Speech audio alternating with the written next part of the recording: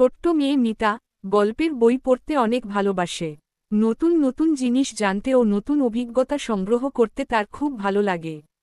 একদিন মিতা বসে ট্রেন ভ্রমণ সম্পর্কে একটি মজার গল্প পড়ছিল।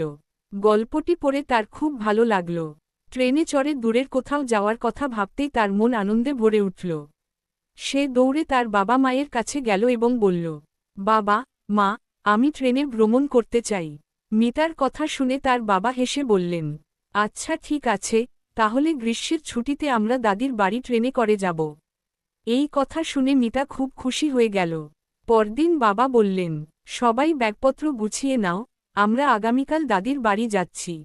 মিতা খুশিতে লাফিয়ে উঠল এবং নিজের ছোট ব্যাগে তার প্রিয় গল্পের বই, জামাকাপড় আর খেলনা গুছাতে লাগল। পরদিন সকালে তারা দাদির বাড়ির উদ্দেশ্যে বের হল। স্টেশনে গিয়ে তারা প্রথমে লাইনে দাঁড়িয়ে টিকিট কাটল।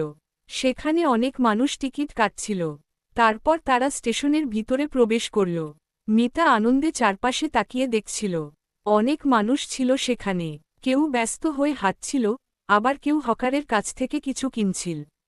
তারা বসে ট্রেনের জন্য অপেক্ষা করছিল। ঠিক তখনই একজন চাওয়ালা ধোয়া উড়িয়ে চা বিক্রি করতে করতে পাশ দিয়ে যাচ্ছিল। কিছুক্ষণ পরেই ট্রেন এসে পৌঁছাল। সবাই ব্যস্ত হয়ে ট্রেনে উঠতে লাগল। তারাও তাদের টিকিট দেখিয়ে ট্রেনে উঠে পড়ল। ট্রেনের ভিতরে অনেক রকম মানুষ ছিল। কিছুক্ষণ পর আবার একজন চাওয়ালা এলো। মিতার বাবা মা চা কিনলেন। মিতা সবকিছু খুব আনন্দ নিয়ে দেখছিল।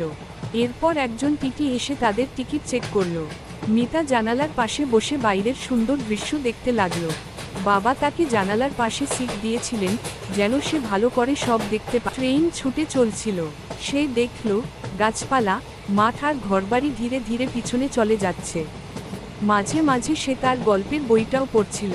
তারপর মিতা কিছু হালকা খাবার খেয়ে নিল। রাত হয়ে এলো। ট্রেন নীরব রাতের মধ্যে দিয়ে চলছিল। জানালার বাইরে অন্ধকার আকাশ, দূরের আলো আর গাছপালা দেখা যাচ্ছিল। কিছুক্ষণ পর মিতা তার মায়ের কোলে ঘুমিয়ে পড়ল। সকালে তার ঘুম ভাঙল। সে দেখল ট্রেন তাদের গন্তব্যে পৌঁছে গেছে। নতুন একটি স্টেশন। তারা ট্রেন থেকে নামল। মিতা চারপাশে তাকিয়ে নতুন জায়গা দেখতে লাগল। স্টেশন থেকে বেরিয়ে তারা রিকশায় করে দাদির বাড়ির উদ্দেশ্যে রওনা দিল। পথে গ্রামের সুন্দর দৃশ্য দেখে মিতার মন ভরে গেল। চারপাশে সবুজ গাছপালা আর পাকা ফলের মিষ্টি ঘ্রাণ ভেসে আসছিল।